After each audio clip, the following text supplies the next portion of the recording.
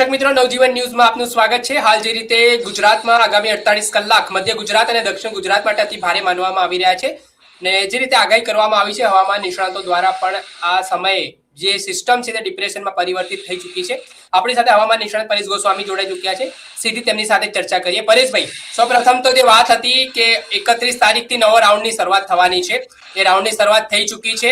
અલગ અલગ જિલ્લાઓમાં જે હવામાન નિષ્ણાંતો જેમ કે તમે છો, હવામાન વિભાગ છે, એમણે રેડ એલર્ટ પણ જારી કરી દીધું છે।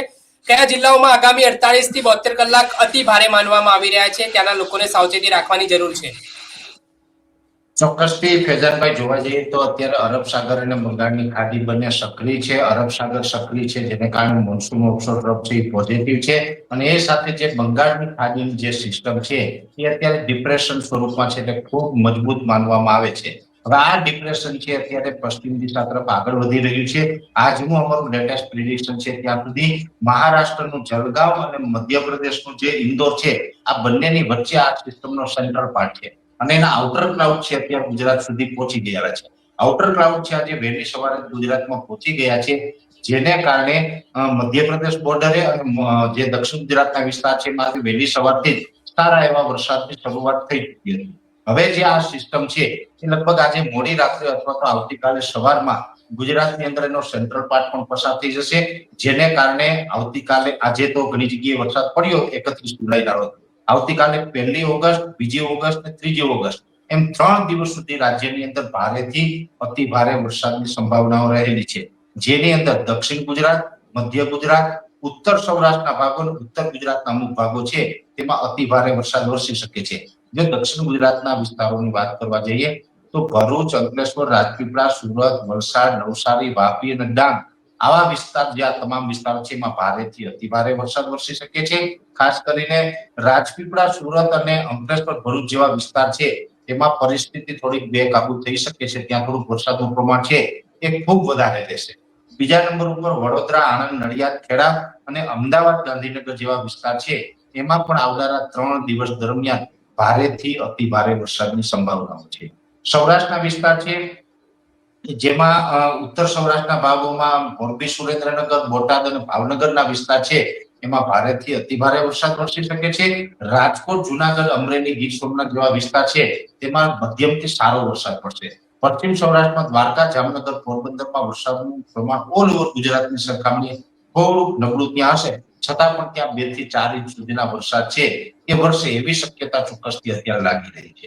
એ સાથે કચ્છ જિલ્લો છે તો કચ્છ જિલ્લામાં પણ સાર્વત્રિક ઓલ ઓવર કચ્છમાં વરસાદ પડવાનો છે, પણ કચ્છ જિલ્લામાં પૂર્વ કચ્છ, જેમાં ખાસ કરીને ભુજ, ભચાઉ અને રાપર તાલુકો છે, આ 3 તાલુકાની અંદર તીવ્રતા વધારે રહેશે।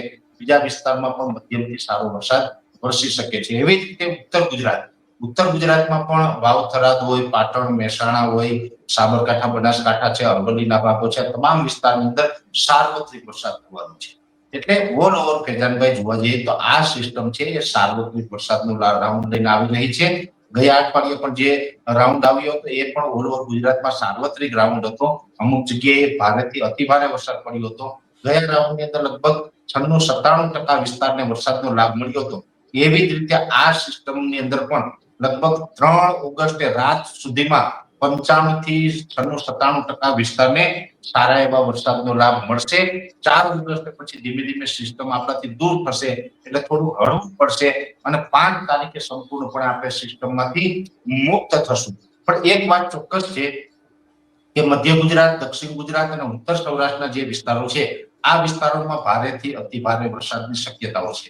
એટલે હું તો આપના માધ્યમથી અપીલ કરી રહ્યો છું કે નીચાણવાળા વિસ્તારમાં રહેતા હોય, નદીકાંઠા વિસ્તારમાં રહેતા હોય તો હમણાં 2-3 દિવસ માટે સલામત સ્થળે ખસી જવું એ જ બધાના હિતમાં રહેશે। બીજું, આ સિસ્ટમ જે આપણી પરથી પસાર થાય એમાં અમુક સમયે થંડરસ્ટોર્મ એક્ટિવિટી થવાની પણ સંભાવનાઓ છે, અને સ્વાભાવિક રીતે થંડરસ્ટોર્મ એક્ટિવિટી થાય તો થોડું ગાજવીજનું પ્રમાણ છે એ વધુ જોવા મળે, જેમાં અનેક જગ્યાએ ગાજવીજ અને પવન સાથે વરસાદ પડે તો પવનની ઝડપ જો વધે ને પવન સાથે વરસાદ પડે તો હોર્ડિંગો ઉખડે, છાપરાઓ ઉડે, વૃક્ષો ધરાશાયી થાય, આવી દુર્ઘટના પણ બનતી હોય છે। તો પવન સાથે વરસાદ પડતો હોય એ સમયે લોકોએ બિનજરૂરી ઘર કે ઓફિસની બહાર ન નીકળવું, અને બિનજરૂરી બહાર ન નીકળીએ એટલે ઓફિસ કે ઘરની અંદર આપણે સલામત રહીએ, એ જ આપણા બધાના હિતમાં છે।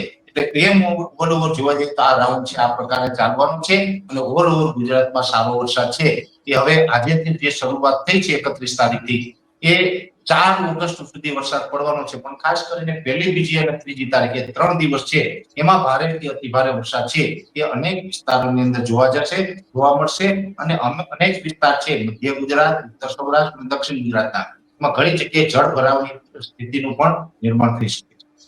પરેશભાઈ, મારો છેલ્લો પ્રશ્ન, કેટલા ટકા સુધી વરસાદ મધ્ય ગુજરાત અને દક્ષિણ ગુજરાતમાં સિઝનનો અત્યાર સુધી નોંધાયો છે ને હજી પણ કેવી રીતનો વરસાદ આગામી દિવસોમાં નોંધાઈ શકે છે? જો 15 જૂનેથી જે ચોમાસું ચાલુ થાય 15 ઓક્ટોબર સુધી ચાલતું એટલે 4 મહિનાનું ચોમાસું હોય એમાંથી આપણે 47 દિવસ છે પસાર કર્યા છે. આજે 31 તારીખ સુધીમાં જે ઓલ ઓવર ગુજરાતની વરસાદની વાત છે તો આમ તો ચોમાસા પૂર્વે એટલે લગભગ એપ્રિલ મે મહિનામાં બધા મિત્રો અલનીનોની વાત કરતા હતા, ચોમાસું નબળું થશે એવી વાત કરતા હતા. ત્યારે પણ આપણે કહેતા હતા ભલે અલનીનો આવે પણ આઈયુટી પોઝિટિવ રહેશે જેથી ગુજરાતનું ચોમાસું નબળું નહીં થાય. તો એ જ પરિસ્થિતિ અત્યારે છે. સારું ચોમાસું અત્યારે વીતી રહ્યું છે. હવે ટકાવારીની દ્રષ્ટિએ વાત કરવા જઈએ તો ઓલ ઓવર ગુજરાતમાં અત્યાર સુધીમાં આજે 31 તારીખ સુધીમાં 56% વરસાદ વરસ્યો છે, જેમાંથી સૌથી ઓછો કચ્છ જિલ્લામાં, સૌથી વધારે દક્ષિણ ગુજરાતમાં. જો કચ્છ જિલ્લાની અંદર એવરેજ 19 થી 20% આસપાસનો વરસાદ વરસ્યો છે. એ જ રીતે ઉત્તર ગુજરાતના ભાગો છે એમાં એવરેજ 42%, પછી અમુક જિલ્લામાં ઓછો હોય અમુકમાં વધારે હોય પણ એવરેજ ઉત્તર ગુજરાતની અંદર 42% વરસાદ જોવા મળ્યો છે. મધ્ય ગુજરાતના વિસ્તાર છે તેમાં ઉત્તર ગુજરાત કરતા વધારે, કેમ કે એકાદી અતિવૃષ્ટિ પણ ત્યાં જોવા મળી છે અમદાવાદ સહિતના વિસ્તારમાં. એટલે મધ્ય ગુજરાતની અંદર 44% વરસાદ છે એ આ સિઝન દરમિયાન આપણે 8 દિવસ સુધીમાં પડ્યો છે. સૌરાષ્ટ્રના વિસ્તાર છે એમાં અમુક વિસ્તારમાં સારો છે, અમુક વિસ્તાર નબળા છે. દાખલા તરીકે પશ્ચિમ સૌરાષ્ટ્ર છે, દ્વારકા, પોરબંદર, એ થોડાક નબળા પણ છે. છતાં પણ એવરેજ ઓલ ઓવર સૌરાષ્ટ્રની અંદર 42% વરસાદ છે 8 દિવસ સુધીમાં વરસી ગયો છે અને સૌથી વધારે દક્ષિણ ગુજરાતની અંદર 80% સુધીનો વરસાદ વરસ્યો છે. એટલે આમ અલગ અલગ પાર્ટ પ્રમાણે સૌરાષ્ટ્ર, કચ્છ, મધ્ય ગુજરાત, ઉત્તર ગુજરાત અને દક્ષિણ ગુજરાત બધા જ વિસ્તારમાં ટકાવારી અલગ છે. ઓલ ઓવર ગુજરાતની અંદર 56% વરસાદ છે એ અત્યાર સુધીમાં વરસ્યો છે અને ચોમાસું પૂર્ણ થાય ત્યાં સુધીમાં 90 થી 93% સુધી વરસાદ છે એ એની એવરેજ પહોંચી છે. ચોક્કસથી ખૂબ ખૂબ આભાર પરેશભાઈ, તમે જોડાયા અને તમારો ખૂબ જ વ્યસ્ત વાળો સમય કાઢીને તમે અતિ વ્યસ્તતામાં હતા છતાં તમે અમને સમય આપ્યો. આ હતા હવામાન નિષ્ણાત પરેશ ગોસ્વામી. તેમને અતિ વ્યસ્ત સમય હતો છતાં પણ આપણને સમય આપ્યો, જોડાયા અને જે પરિસ્થિતિ નિર્માણ થઈ છે મધ્ય ગુજરાત, દક્ષિણ ગુજરાતમાં તેને લઈને પણ તેમણે પણ ચિંતાજનક આગાહી કરી છે. જોવાનું રહ્યું કઈ રીતની પરિસ્થિતિ આગામી દિવસોમાં નિર્માણ થાય છે, કેમ કે 31 જુલાઈથી લઈને 4 ઓગસ્ટનો જે આ રાઉન્ડ છે વરસાદનો છે તે ખૂબ જ ચિંતાજનક માનવામાં આવી રહ્યો છે. લોકોને કારણ વગર ઘરથી બહાર ન નીકળવા માટે પણ પ્રશાસને સૂચન કર્યા છે.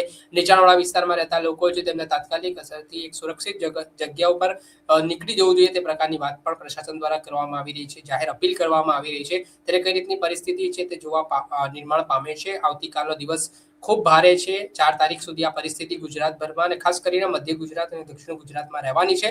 તો કઈ રીતની પરિસ્થિતિ આગામી સમયમાં નિર્માણ પામે છે પડે પડના અપડેટો આપના સુધી પહોંચાડતા રહીશું. એટલે નવજીવન ન્યૂઝની વેધર અપડેટની ચેનલને આપ લાઈક કરી લો, સબસ્ક્રાઇબ કરી લો અને વધુમાં વધુ શેર કરો.